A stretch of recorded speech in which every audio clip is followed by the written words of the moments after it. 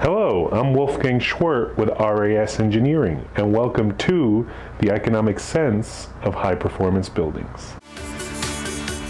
RAS Engineering strives to test the performance of building elements used during construction to provide high-quality results, with the belief that testing and discovering energy-efficient solutions with fast payback is not only possible, but makes financial and economic sense. Economic Sense of Backup Window Series, Episode 3, Thermal Heat. The envelope of a building, which is the exterior surface of a building, is the shield protecting the occupants from the environment. In addition, elements like windows have a great impact on air conditioning performance and drastically affect the energy efficiency of a building. In this Smart Window Testing series, we will prove that restoring your building with energy savings in mind makes a lot of economic sense. On the last episode of the series, we will evaluate the economic benefit of these tests, compiling all the testing results from the series. This side of the mock-up simulates the exterior side of a wall on the building. On the interior view, notice that the top standard window is covered by the backup window. The backup window has several distinctive features. You can see how deep and solid the frame is. This window allows for high impact. This is valuable in the event of hurricane winds preventing breakage or blast explosion. Demonstrating with a hammer, the window does not break, but the glass in the standard window would. The window also has insulation inside on the frame.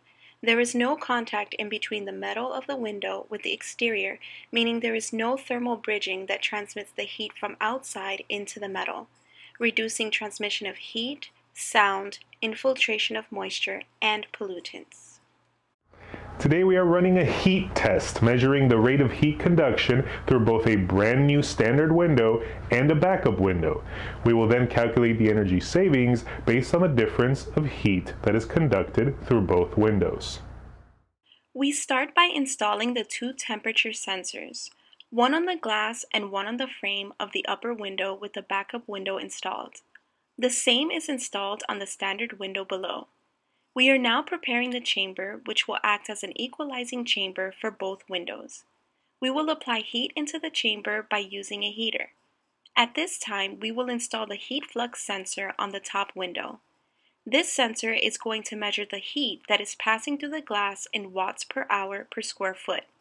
This will help us find the resistant value of the assembly or the conductance. Now we are installing the heat flux sensor on the interior side of the wall. As you can see, we have two heat flux sensors installed, one on the front of the wall and one in the back.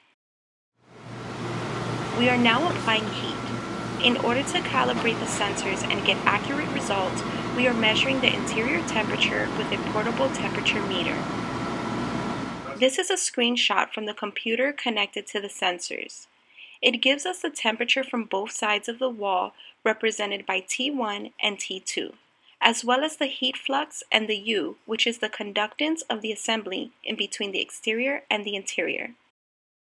After finishing the testing on the upper window, we remove the equalization chamber and install the same sensors on the bottom window of the exterior side before reassembling the equalization chamber. Now we are installing the sensors on the interior side of the lower window. Same procedure as before. Now we are applying the heat and monitoring the temperature to make sure we have the same value as the previous test. Finally, we get the results from the computer, complete with the temperature for the exterior and interior, as well as the heat flux and U value. Now, let's take a look at the building code.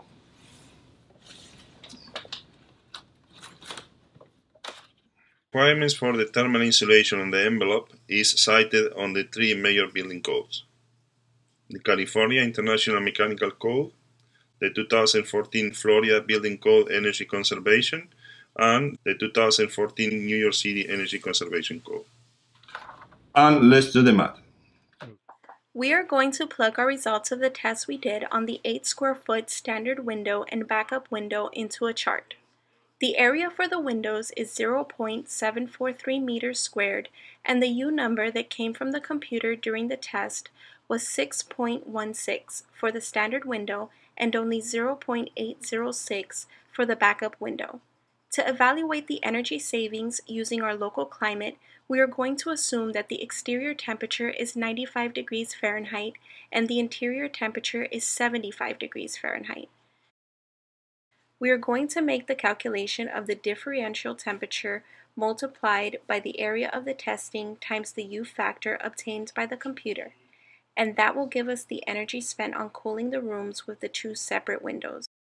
As you can see, the standard window room requires 50 watts per hour as opposed to 6.58 watts per hour for the room with the backup window. Now we are going to project these findings into a real building with 3 rooms using 3 6 feet by 4 feet windows in Miami, Florida. In this example, the area is larger than before at 6.68 meters squared, and the U number is the same number that came from the test. The delta temperature is about the same parameters. With this projection, 452 watts per hour is required to cool the room with the standard windows and only 59 watts per hour on the room with the backup windows. If we multiply these numbers by 6,480 hours per year at the cost of 10 cents per kilowatts, we get the energy loss spent on cooling a room with standard impact windows at $293 a year versus only $38 a year on a room with backup windows.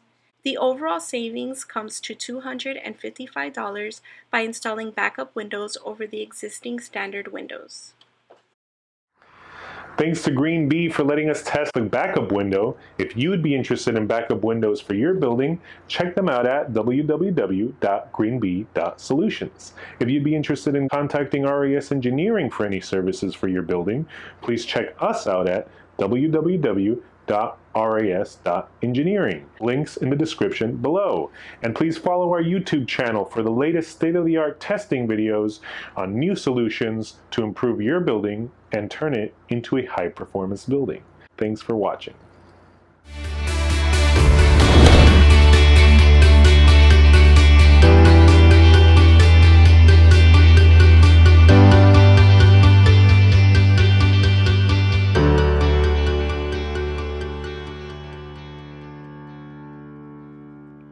To receive alerts about monthly episodes of research and development for high-performance buildings with economic sense, sign up at www.ras.engineering.